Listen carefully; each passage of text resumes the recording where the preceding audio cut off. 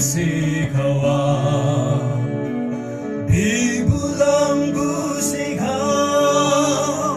Yong wene tao mai bu Mamilete nang tao mai lam mai fa bu Sambu ba yong wene Men yong kai bu gao ka Mamel je bi bardi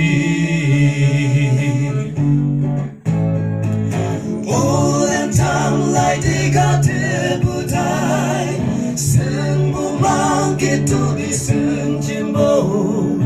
Yong se mai la hai ka te bu tai De ji cha je jin bu Jini de yong we ne ni yang be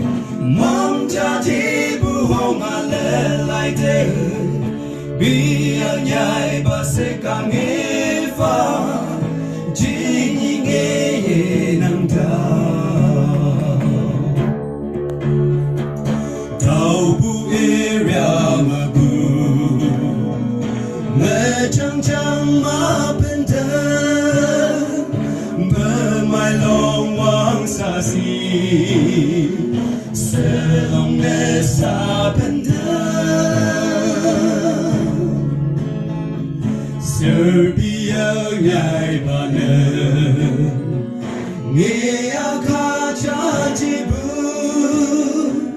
LJB party ten Man yong fa ni bo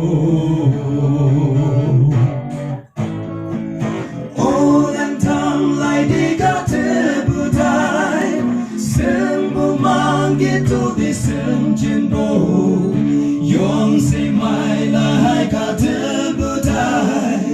De ji cha je jimbu Ji ni de yong we ni ni nyang be Mong cha je bu hong a le lai de Bi ya nyai ba se ka nge fa Ji